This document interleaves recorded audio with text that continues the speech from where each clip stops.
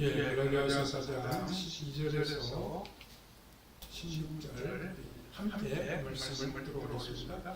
형제들아, 내가 너희와 같이 되었은즉 너희도 나와 같이 되기를 구하노라. 너희가 내게 해롭게 하지 아니하였느니라. 내가 처음에 육체의 약함으로 말미암아 너희에게 복음을 전하는 것을 너희가 아노라. 너희를 시험하는 것이 내 육체에 있어서 이것은 너희가 업신여기지도 아니하며 버리지도 아니하고 오직 나를 하나님의 천사와 같이 또는 그리스도 예수와 같이 영접하였다. 너희의 복이 지금 어디 있느냐? 내가 너희에게 증언하노니 할 수만 있었더라면 너희의 문이라도 빼어 나에게 주었으리라. 그런즉 내가 너희에게 참된 말을 함으로 원수가 되었느냐? 거기까지 봤습니다.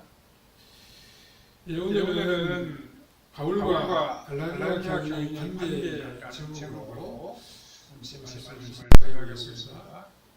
사도 바울은 그 이방 지역이라고 할 수 있는 이 갈라디아에 가서 복음을 전했습니다. 또 하나님의 말씀을 가르쳤습니다. 이 갈라디아는 터키, 즉 지금 튀르키예 앙카라 부근 지역입니다.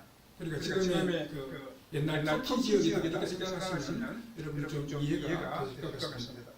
그러니까 바울은 갈라디아에 있는 사람들의 선생님이고 선교사이며 목회자였습니다.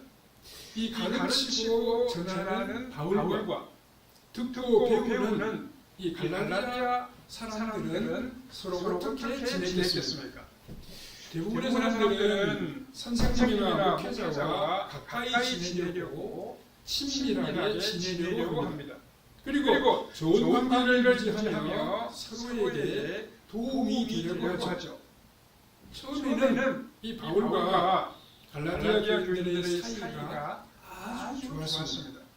처음에 이 교인들이 사도 바울을 참으로 존귀하게 여겼습니다. 더 나아가 이 교인들은 바울을 천사와 같이 귀한 영적인 인물로 인정했습니다. 또 놀랍게도 이들은 바울을 예수님과 같이 영접했다고 본문이 기록하고 있습니다. 그러니까 사도 바울을 예수 그리스도와 비슷한 존재로 받아들였다는 뜻입니다. 이렇게 좋았던 사도 바울과 갈라디아 교인들의 관계가 계속 이어지지는 못했습니다. 바울은 갈라디아 교인들을 원수로 여기지 않았지만 갈라디아 사람들은 바울을 향해 원수로 그렇게 생각했습니다.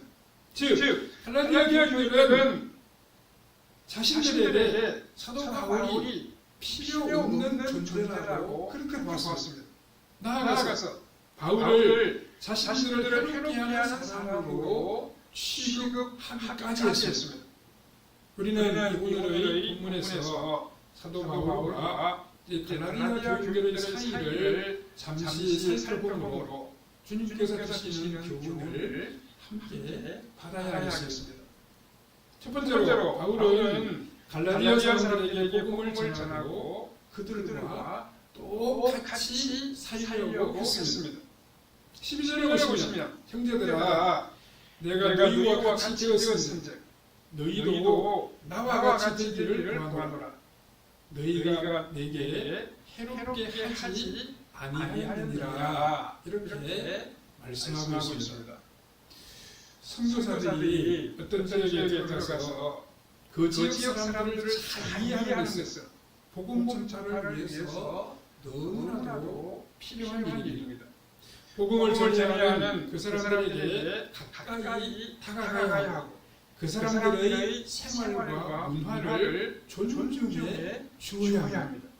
그렇게 하는 것이 복음을 듣는 사람들과 같이 되는 것입니다. 그들을 참으로 이해하는 그런 행동이 됩니다. 12절에서 바울은 형제들아, 내가 너희와 같이 되었은즉 너희도 나와 같이 되기를 구하노라고 말했습니다. 바울은 갈라디아 사람들과 같이 되기를 힘썼어. 거의 갈라디아 사람들과 비슷한 삶을 살아갔습니다. 그러므로 바울은 너희 갈라디아 사람들도 바울 자신과 같이 되기를 원한다고 말했습니다.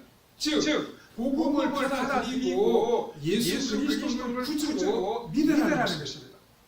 내가 너희들과 같이 되었으니까 너희들도 나와 같이 되어서 예수님을 제발 믿어라. 이런 이야기입니다. 우리 사회는 보통 다른 사람들에게 자신의 주장을 따르라고 많이 이야기합니다. 자기 고집을 끝까지 거두어들이지 않는 사람도 우리가 가끔씩 볼 수 있습니다. 그런데 우리 예수님은 무슨 말씀을 하셨습니까? 마태복음 7장 12절에 보면 그러므로 무엇이든지 남에게 대접을 받고자 하는 대로 너희도 남을 대접하라. 이것이 율법이요 선지자니라. 이렇게 말씀했습니다. 이것을 우리가 황금률이라고 부릅니다. 황금과 같이 귀중하고 중요한 말씀이라고 하는 뜻이겠죠.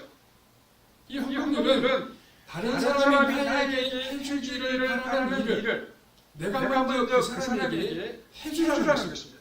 내가 하고 싶은 것, 내가 원하는 것, 내가 먼저 그 사람에게 해주라는 것입니다. 그게 예수님의 황금률의 교훈이죠. 그런데 우리 동양에도 이와 참 비슷한 그런 가르침이 있습니다. 우리 한번쯤은 다 들어본 이야기죠. 기소 불욕이면 물시의인이라고 하는 말입니다. 이 말은 황금률을 뒤집어 놓은 것이라고 말할 수 있습니다. 기소 불욕이면 물시의인이라는 말이 무슨 뜻입니까? 내가 하기 싫은 일은 남도 하기 싫음으로 다른 사람에게 시키지 말라는 뜻이지 않습니까? 이것은 논어에 나오는 말인데 공자의 제자를 한 사람이 자공이라고 하는 사람이 어느 날 공자에게 이런 질문을 했다고 합니다. 선생님, 우리가 이 세상을 살아가면서 꼭 해내야 할 일, 꼭 실천해야 할 일이 무엇이 있습니까? 이렇게 질문한다고 합니다. 그러자 공자가 하는 말이 바로 이 기소불욕이면 물시의인이라고 하는 바로 이 말이었습니다. 우리가 하기 싫은 일을 다른 사람들에게 시키지 말아야 하고 내가 들을 때 기분 나쁜 말을 다른 사람들에게 하지 말아야 됩니다. 그렇게 할 때 우리가 다른 사람들과 잘 어울릴 수 있고 그들과 동화되어 원만하게 살아갈 수 있습니다.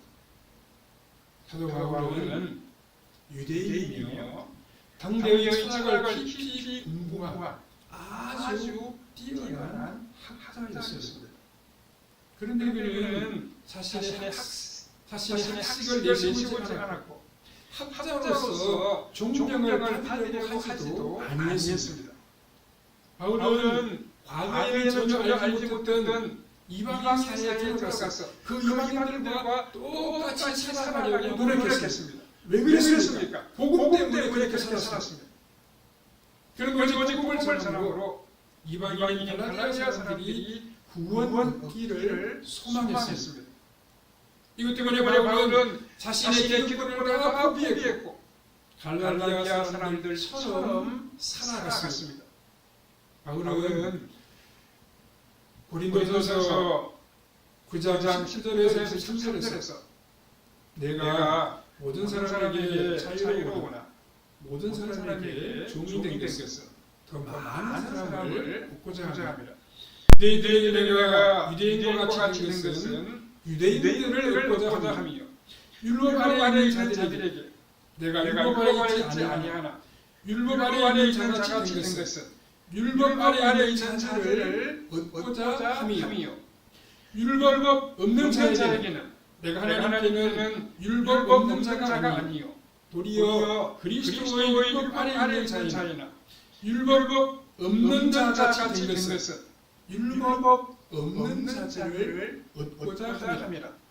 약한 자들에게 내가 약한 자와 같이 된 것은 약한 자를 얻고자 함이요 내가 여러 사람에게 여러 손이 된 것은 아무쪼록 몇 사람이라도 구원하고자 함이니 내가 복음을 위하여 모든 것을 행함은 복음에 참여하고자 함이라. 이렇게 말씀했습니다.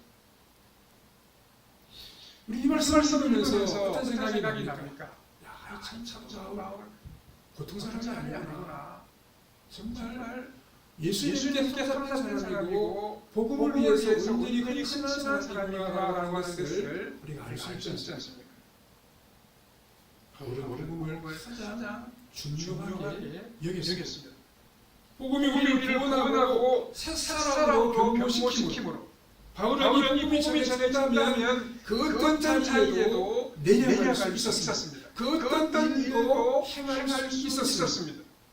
이런 바울이 거짓 선생들의 유혹에 휘둘리고 있는 갈라디아 교인들에게 본문 12절 중간 부분에서 너희도 나와 같이 되기를 원하노라 이렇게 권면하고 있습니다. 바울이 복음을 전하려고 갈라디아 사람들과 같이 살아갔습니다. 우리도 복음과 주님의 사랑을 나타내기 위하여 바울의 삶에서 배워야 하고 사랑의 예수님을 닮아가야 합니다. 그래야 복음이 합당한 삶을 이어갈 수 있습니다. 이런 삶을 살아야 다른 사람들을 구원의 길로 이끌어 갈 수 있습니다. 두 번째로 갈라디아 교인들은 바울의 겉모습을 보지 아니했습니다. 사도 바울이 본문에서 이야기하는 상황이 구체적으로 어떠한지 우리는 잘 알 수 없습니다. 하지만 이 편지를 받은 갈라디아 교인들은 아마도 자세히 알고 있었을 것입니다. 13절 14절에 내가 처음에 육체의 약함으로 말미암아 너희에게 복음을 전한 것을 너희가 아는 바라. 너희를 시험하는 것이 내 육체에 있으되 이것을 너희가 업신여기지도 아니하며 버리지도 아니하고 오직 나를 하나님의 천사와 같이 또 그리스도 예수와 같이 영접하였도다 하고 말씀했습니다. 당시 이 바울의 형편은 그렇게 좋지 못했던 것 같습니다.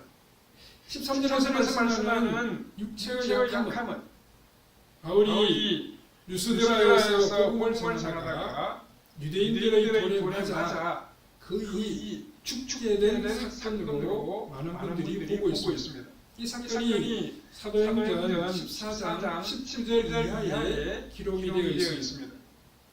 복음 전도자 바울이 유대인들로부터 인정을 받지 못하고 돌에 맞아 그의 죽을 정도가 된 것은 이방인들에게 나쁜 영향을 미치게 되었습니다. 자신의 민족에게도 환영받지 못하는 가르침을 어떤 이방인들이 받아들이고 믿을까 하고 생각할 수가 있기 때문입니다. 루스드라에서 돌에 맞은 바울을 사람들은 죽은 줄로 알고 내다버렸지만 그는 살아있었습니다. 물론 바울이 하나님의 은혜로 살아있었지만 그의 겉모습은 정말 눈뜨고 볼 수 없을 지경이었을 것입니다. 한번 상상해 보십시오. 수많은 돌에 맞아서 핀투성이가 된 사람 얼마나 안타깝고 불쌍하게 많은 사람들에게 보였겠습니다. 루스드라에서 돌에 맞아서 너무너무 비참하고 멍들고 상처있고 얼굴에 얼마나 많은 상처가 아무것도 남아 있었겠습니까? 그런데 갈라디아 교회는 이런 사도 바울을 소중하게 여기며 맞이했고 그의 외모를 보지 아니하고 천사와 같이 예수님과 같이 영접했다고 본문이 기록하고 있습니다. 14절 앞부분에 너희를 시험하는 것이 내 육체에 있으되 라고 했습니다. 갈라디아 교인들을 시험에 빠지게 하는 것이 바울의 육체에 있었다는 것입니다. 그럼 이 당시에 바울에게 있었던 육체의 약한 것이나 신령은 무엇이었겠습니까? 여기에 대해서 많은 사람들이 이것이다 저것이다 이렇게 말을 하고 있습니다. 어떤 분은 이 갈라디아 지역 쪽에 늪지대가 많은 반빌리아 지역에서 바울이 모기에 많이 물려가지고 말라리아에 걸렸을 것이다. 그렇게 이야기하는 분들이 있습니다. 또 다른 분들은 본문 15절 후에 너희의 눈이라도 빼어 나에게 주었으리라고 하는 말씀에 근거해서 바울이 눈이 안 좋아서 안진에 걸려서 굉장히 고통을 당했을 것이다. 이렇게 주장하기도 합니다. 그리고 바울은 요즘 우리가 뇌전증이라고 말하는 간질을 알았을 것이다.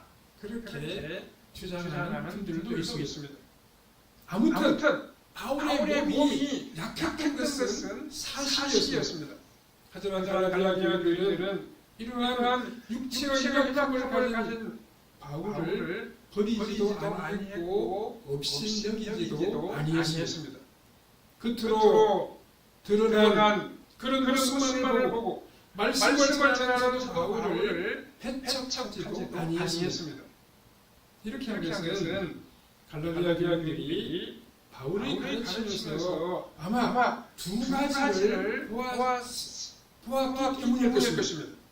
우선들은 바울에게서 자유스러움과 당당함을 보았습니다. 당시에 갈라디아 사람들과 같은 이방인들은 유대인 선생들의 노예와도 같았습니다. 이방인들은 유대인 선생들 앞에서 그의 고향과 그의 치와 같은 존재였습니다. 율법이라는 것은 당시에 이만큼 무서웠습니다. 그러나 바울은 이런 유대인의 율법 선생들을 전혀 두려워하지 아니했습니다. 당시 유대인 선생들이 얼마나 자신이 없었으면 정정당당하게 교리로 바울과 토론하지 못하고 돌로 바울을 쳐서 죽이려고 시도했겠습니까? 이런 것을 보면서 갈라디아 교회는 바울이 유대인 율법 선생들보다 훨씬 더 강하다라고 하는 사실을 알았을 것입니다. 다음으로 갈라디아 교회는 사도 바울을 가르치면서 자신들을 존귀하게 회복시켜주는 능력이 있다는 사실을 알았습니다. 그들이 바울의 설교를 듣고 있으면 하나님께서 그들 자신들을 얼마나 사랑하시며 그들이 하나님 앞에서 얼마나 존귀한 사랑인지를 깨닫게 되었습니다. 하나님의 아들이 자신들을 위해 십자가에 못 박혀서 죽을 정도로 자신들을 사랑하셨다면 갈라디아 교회는 참으로 존귀한 사람들입니다. 갈라디아 교회는 바울의 비참한 모습을 보지 아니했습니다. 외모를 가지고 판단하지 아니했습니다. 오히려 바울의 약한 육체 안에서 빛나고 있는 복음의 능력을 보았고 자신들의 존귀함을 알게 해준 바울을 참으로 사랑하게 되었습니다.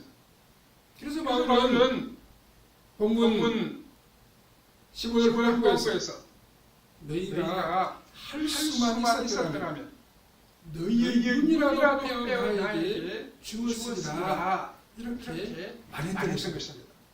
이 말씀에서 참으로 갈라디아 교인들이 사도 바울을 소중하게 여기는 사실을 알 수 있지 않습니까?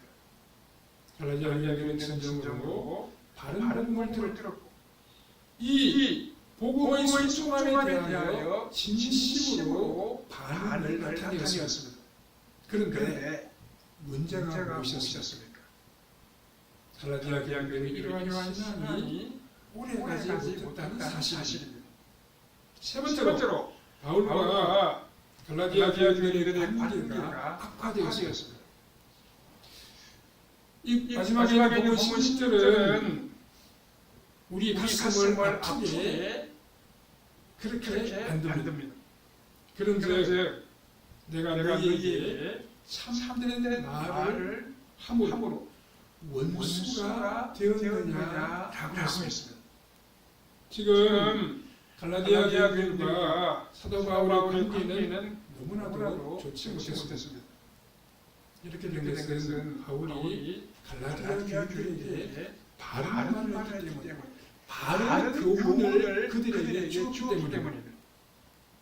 갈라디아 교인들이 무슨 일을 하든 그냥 내버려두었다고 하면 좋은 관계가 이어졌을 것입니다.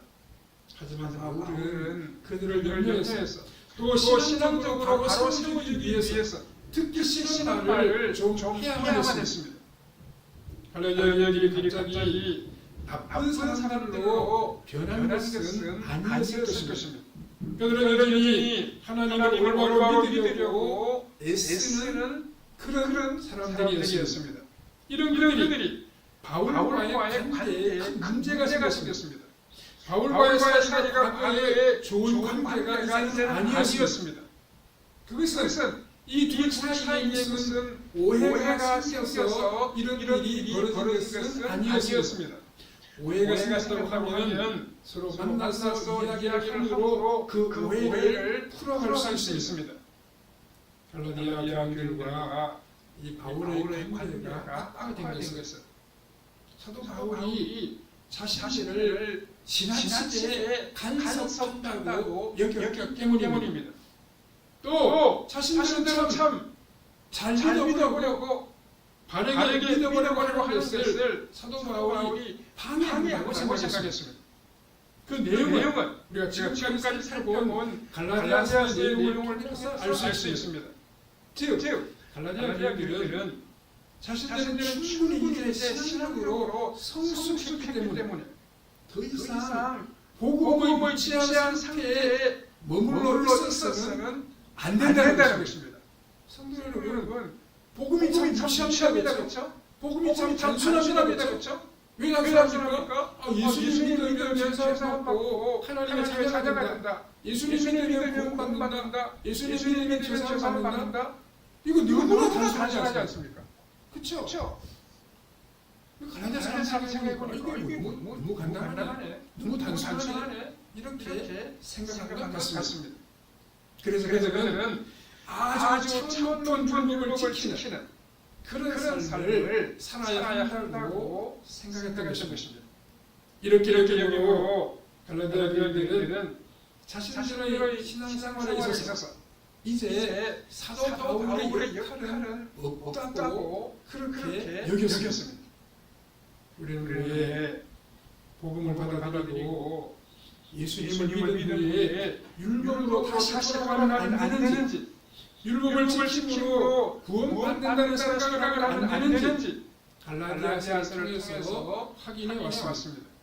사도 바울은 고린도전서 3장 6절에서 나는 심었고 아볼로는 물을 주었으되 오직 하나님께서 자라게 하셨느니라고 했습니다.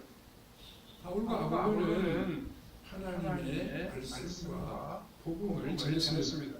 그런데 이 복음을 듣는 사람들이 살아서 성숙한 그리스도인이 되게 하는 것은 하나님께서 하시는 일입니다. 사람은 다른 사람을 성숙하게 할 수 없습니다.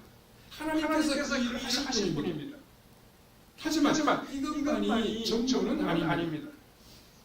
예수님이 부활하신 다음에 베드로에게 무슨 말씀하셨습니까? 내 어린 양을 먹이라.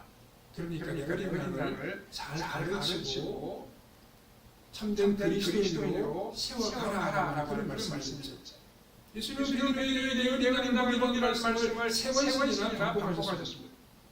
이것은 사람이 다른 사람을 키우거나 영적으로 성숙하게 하지는 못하지만 하나님께서 이 일을 하나님이 세우신 종들을 통하여 하신다는 것입니다. 하나님의 종들이 말씀을 가르치고 전함으로 다른 사람을 격려하고 다른 사람을 축복함으로 하나님께서 영을 변화시켜서 성숙한 그리스도인으로 만들어간다는 것입니다. 이미 복음을 들은 뿐만이 아니라 교회도 하나님의 진리에서 벗어날 수 있습니다. 구약 이스라엘 역사가 사실 우리에게 너무도 잘 보여주고 있습니다.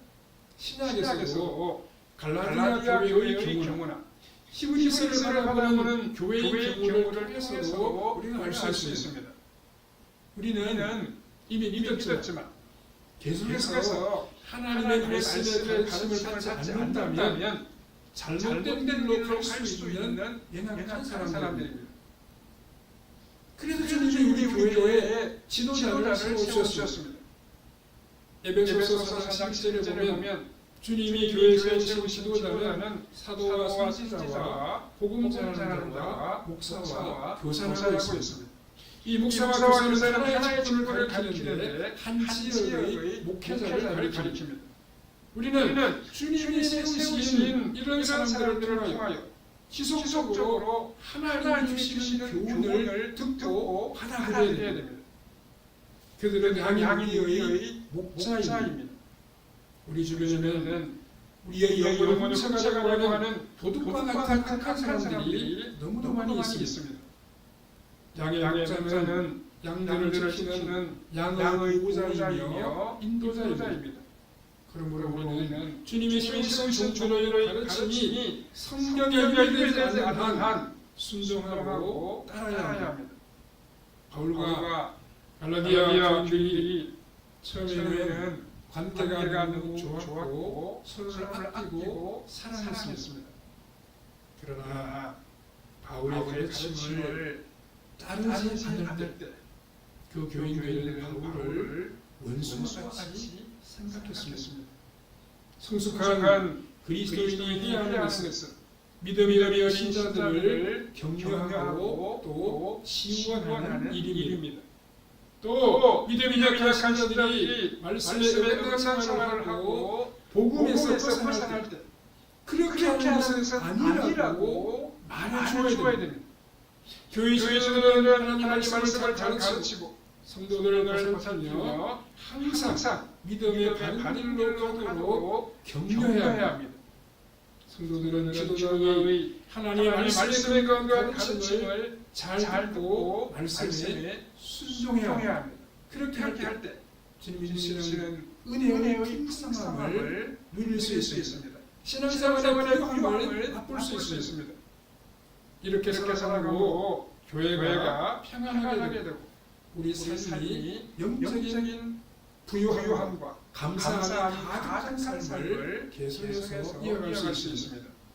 우리를 사랑하시는 하나님의 말씀을 믿고 따라 살아감으로 구원의 감격을 누리며 복된 삶의 열매를 거두는 성도님들의 삶이 다 되시기를 바랍니다.